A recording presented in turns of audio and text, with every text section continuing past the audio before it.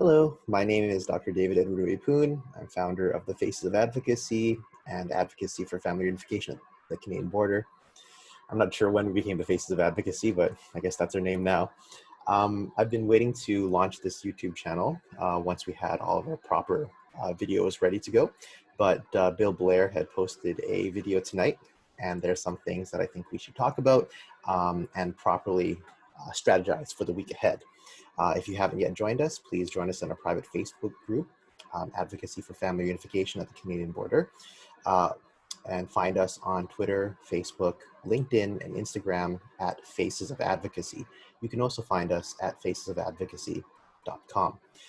Let's see how this works, because I've never actually done a reaction video. And I don't have anything to eat, so it's not going to be like a mukbang. Let's see. So now I got to bring the shared window to the front. Okay, hopefully this is working. If not, I'm going to have to re-record this entire thing. So this is a conversation between Bill Blair and one of the Liberal MPs. I've gone to about the middle because that's what he starts talking about, family reunification. So right now I believe that he's talking about essential workers, so truck drivers, doctors, nurses who have to cross into Canada during the COVID-19 pandemic in order to help Canadians. That includes people who are coming in to work on our farms and get us food. So these are all very important things. There's no question about that, as long as it's done safely. And for those of us new to the group, please understand that we are not asking for open borders. We are just asking to be together. Let's hope this sound works. To make sure that they can, if those who have to move back and forth across that border, can do it safely. Right. And I mean, and because Canadians want to know, like, are we, the truck driver, God bless him for coming in, but is he a risk to us? And so we're working really hard to manage that risk, to make sure that Canadians are not put at risk. Because one of the other things, and you touched on this earlier, that people ask a lot about is the definition of essential travel. You know, when a family member is, what if it's an independent child who's 19 years old, not a dependent child? What if it's you know, some people, two people who've been in a relationship for 20 years but are not actually legally married? You know, some of this I realize is more perhaps on the immigration side and not within your department specifically. But can you comment on that? Are those definitions? So let's take a moment here. The Liberal MP is saying that it is not Bill Blair's department. Now, we were told at the start of the pandemic that this is a public safety issue. So we emailed public safety. Public safety says, actually, it's a health issue. And we go to health. Health says, actually, it's an IRCC issue and an immigration issue. And we have documented proof of that. So the challenge at this point has been, who are we actually supposed to be pressing on? Is it the IRCC? Is it public safety, or is it the health? So we've actually had meetings and we sent emails to all three of them.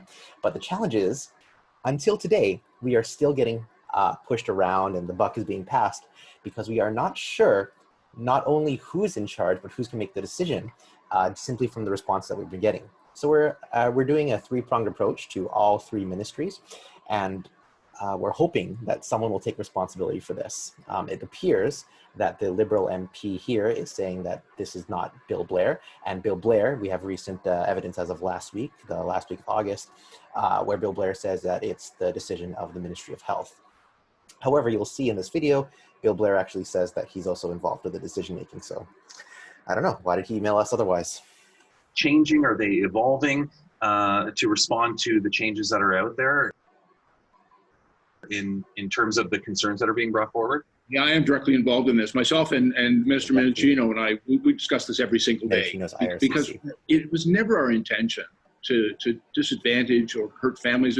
We understand the importance of people being together and supporting each other and those relationships. And so when we first put in the first order in council, which closed the border to non-essential travel, and that when we said non-essential, it was basically for essential work. And there was some very limited exemptions that we provided. We recognized that was having the effect of separating families. And so we put a different order in council, and that evolved. And so we included people who were, you know, non-citizen spouses. So just to be clear, what happened was after the orders in council first came in for the international non-US and the US travel restrictions, so we called it order in council. At that time, in the middle of March, married couples, committed Married couples, common law couples, which is defined as a year of continuous living together. Dependent children and parents weren't allowed to come into Canada. So as of the June 8th exemption, you can be married and you don't have to be a Canadian citizen and still come into Canada. So that's the June 8th exemption that Bill Blair is talking about here. And we are very thankful that this occurred. Now, we don't know who to thank because we don't know which one of the three guys actually did it, but we are thankful to whoever. Houses, people living in common law relationships. We put a number of, and for dependent children. But we're also recognizing, because I hear from people too, Mark, where people say, but I'm okay, we're not living together, we're not married, but we're in a very committed relationship. The challenge we face in that is how do.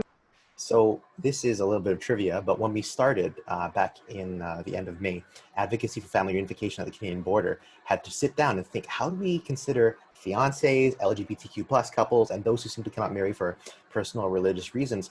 How do we define that kind of relationship? So we sat down and we said, committed couple, that's the good word.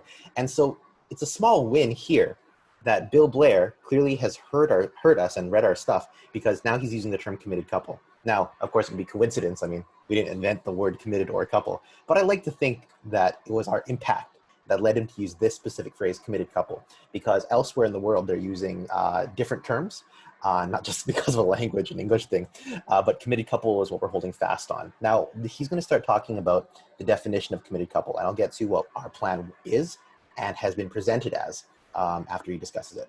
How do we define that? Because on the one hand, I think all Canadians agree that we want to be supportive of those people and compassionate, and we're not trying to keep them apart. But on the other hand, how do we define that so that the border service officer can make an appropriate determination on whether or not their entry into Canada is essential or meets the exemptions? And so we're trying to work through it. It has evolved over time, but the principle that I sort of can't compromise is the health and safety of Canadians. So we do not want to compromise the health and safety of Canadians either. The basic idea is truck drivers have a safe quarantine plan. Married couples have a safe quarantine plan. The NHL has a safe quarantine plan, as well as people working in the movie industry have a safe quarantine plan. So for new viewers to this, we also have a safe quarantine plan that I personally developed with guidance from Toronto epidemiologist Dr. Colin Furness. And the number one part in the 4-point family reunification quarantine plan is the affidavit of personal responsibility. So that's the number one thing. It's essentially a contract that says that this person is my committed partner and I will be legally and financially responsible for their actions if they break quarantine. So the reason it's like this is because it's true. It's hard to define what a committed partner is. Is it 3 months? Is it 6 months? Is it 8 months? What happens to 7 months and 9 days? Or 29 days. The basic idea here is that we've developed this on precedent in Denmark.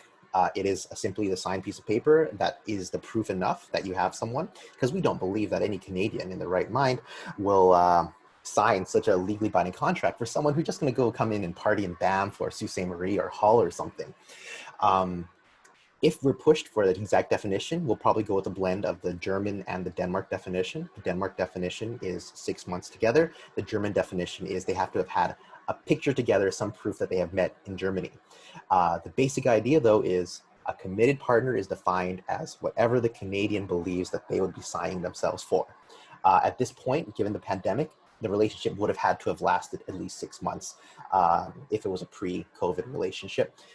And for that reason, we already probably hit the Denmark definition. My issue with the way that Minister Blair is presenting it here is that there seems to be some insinuation that this is ripe for abuse, that there will be a lot of false couples. And if Minister Blair is willing to say outright that he believes Canadians, the voting Canadian public, are liars, then that's a very different conversation. And so we will always do what is necessary to ensure Canadians are safe. And at the same time, we're trying to, on a case-by-case basis, be fair and compassionate and keep families together. But, a challenge for a non-dependent child. We've said if a Canadian parent and their non-Canadian spouse is coming in and they have 2 or 3 children that are part of their dependent family, yes, they can all come in. And they'll go into quarantine and we'll put all the measures in place. So that's very important. So they're saying that Canadian partner with a foreign national partner and their dependent children. So let's say the whole family can come in and they're willing to quarantine. That's exactly what we're saying we'll do too. There's that level of safety. So now let's hear what Minister Blair says next. But if some individuals have adult children who are living in a different country and they miss them, well, you know, I understand. Let me stop it right there. And they miss them. I am unsure, because I haven't met Minister Blair, I haven't been able to talk to him because he's not responding to our emails. But if Minister Blair believes that people want to cross an ocean just because they miss their parent, then they have not been listening to the sheer fact that we have mothers in palliative care. We have parents unable to get through this pandemic without their adult children. And we also have Donna McCall, who passed away waiting for her adult children to come in from the United States. Her children can now come in, by the way, because they always had a right to citizenship. It was just a difference of 1 week of paperwork. But that woman died waiting for her children to come in. If that isn't enough reason for a compassionate exemption, I don't know what to say. And so Minister Blair, if you end up watching this, or Minister Blair's team, if you end up watching this, I beg of you to be a little bit more compassionate in your words. And don't say, oh, we miss our mommy and daddy. God, that isn't at all what we're pushing for. And I'll give you the benefit of the doubt. I don't believe that you meant it in such a flippant way. But at the moment, given how stressed and how concerned we are, it comes off that way. Understand that. I feel very badly that the pandemic has impacted them on this way.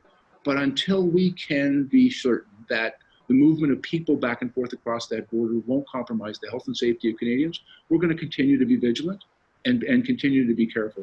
I completely agree on the vigilance and careful. That's why we have the 4-point family reunification quarantine plan. If you don't like the plan, throw it out. You can make a new one. You made one for NHL players.